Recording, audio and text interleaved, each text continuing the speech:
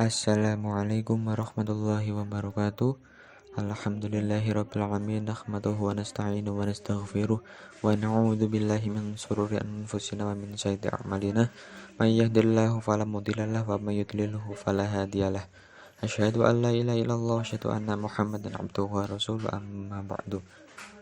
Perkenalkan, nama saya Rio Fauzan Ikhlas Purnomo, kelas 1 MDA, akan mempresentasikan mata kuliah ilmu akhlak tasawuf, yaitu tentang potensi spiritual manusia yang terdiri dari ruh, nafs, qalb, serta ifrod dan tafrid. Ya, untuk yang pertama yaitu potensi spiritual manusia.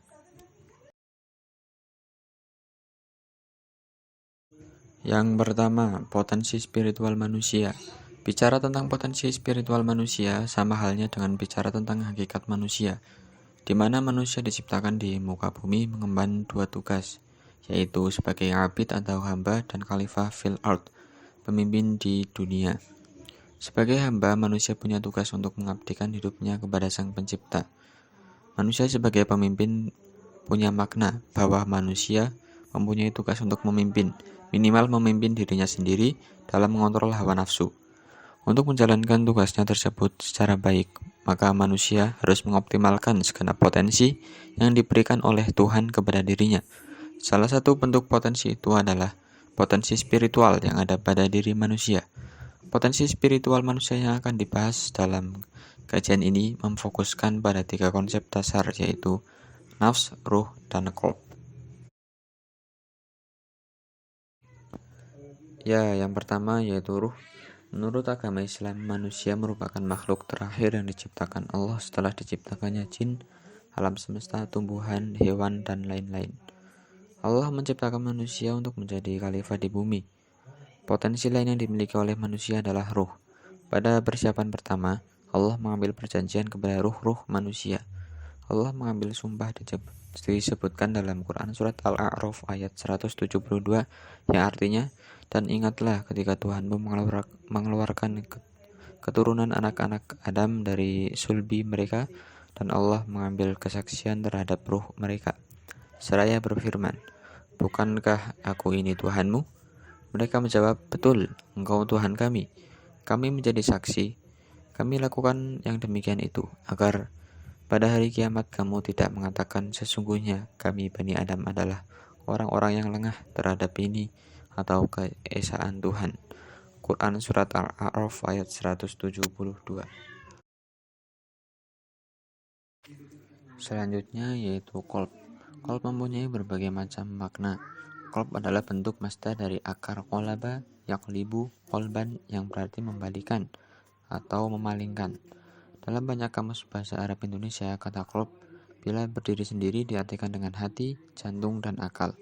Bila dalam bentuk ungkapan seperti Ghaib al-Jaisi, berarti tentara yang berada di tengah. Ungkapan qalb kulli syai' berarti hati, pati pusat, atau sari sesuatu.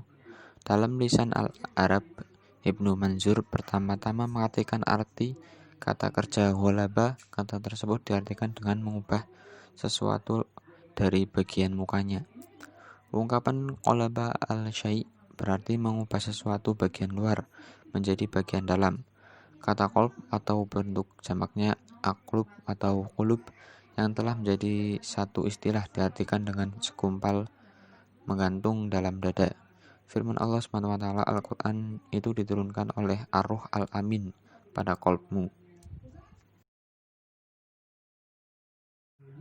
Adapun fungsi qalb, yang pertama yaitu al-sadar, yaitu tempat perasaan was-was. Yang kedua, al-qalb merupakan tempat iman. Yang ketiga, al-syaghaf, yaitu tempat cinta. Keempat, al-fuad, yaitu yang dapat memelihara kebenaran. Yang kelima, habat al-qalb, sebagai tempat cinta dan kebenaran. Yang keenam, al-suwaida, yaitu tempat ilmu dan agama. Yang ketujuh, muhjat al-qalb, yang merupakan manifestasi sifat-sifat Allah. Yang kedelapan, al-domir, merupakan tempat merasa dan daya relaksasi. Yang kesembilan, al-sir, sebagai bagian hati yang paling halus dan rahasia. Yang keempat yaitu nafs. Nafs berasal dari bahasa Arab an-nafsu, merupakan satu kata yang memiliki banyak makna dan dipahami sesuai dengan penggunanya.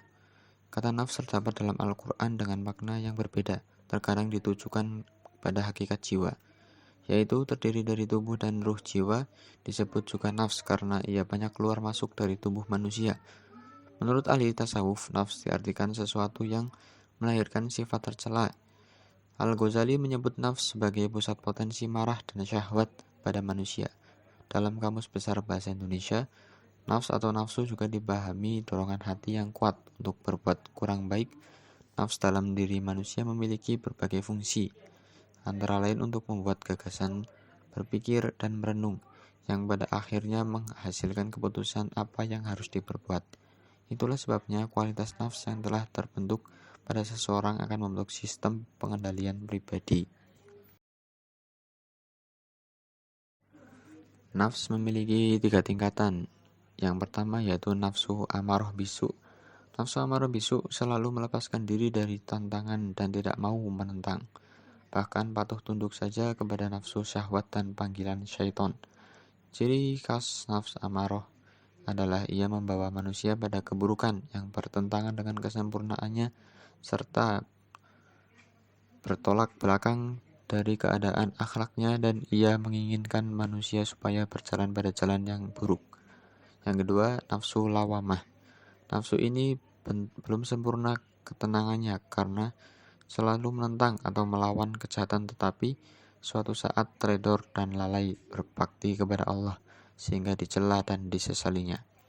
Yang ketiga, nafsu mutmainnah. Nafsu ini tenang pada saat jauh dari kegoncangan yang disebabkan oleh bermacam-macam tantangan dan dari bisikan syaitan. Dikatakan juga nafsu yang tenang yaitu jiwa yang telah menerima pencerahan, ketenangan, dan kedamaian.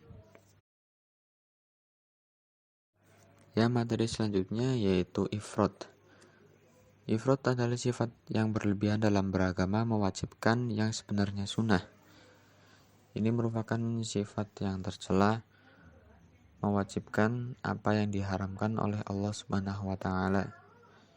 Bisa itu berupa bid'ah, menistakan agama. Ifrat juga sama maknanya dengan gulu, yaitu berlebih-lebihan dalam agama. Sama saja juga dengan melampaui batas. Dan materi terakhir yaitu tafrid. Tafrid adalah sikap meremehkan dan mempermudah perkara agama. Sifat ini terlalu meremehkan agama atau menyepelekan urusan perkara keagamaan. Misalnya menyepelekan sholat, padahal sholat itu merupakan suatu kewajiban yang pertama kali dihisab di yaumul hisab nanti. Orang yang tafrid atau mempermudah segala urusan agama ini pasti akan menyesal nantinya, karena mereka tidak tahu betapa pentingnya agama dalam diri mereka. Mereka tidak tahu betapa pentingnya sholat pada diri mereka, maka mereka berani meremehkan perkara agama, padahal perkara agama ini sangat penting. Yang sifat ini muncul karena kemalasan dalam beribadah maupun beramal dari diri kita sendiri. Ya, sekian dari saya. Jika ada kata-kata yang kurang berkenan, saya mohon maaf. Terima kasih. Wassalamualaikum warahmatullahi wabarakatuh.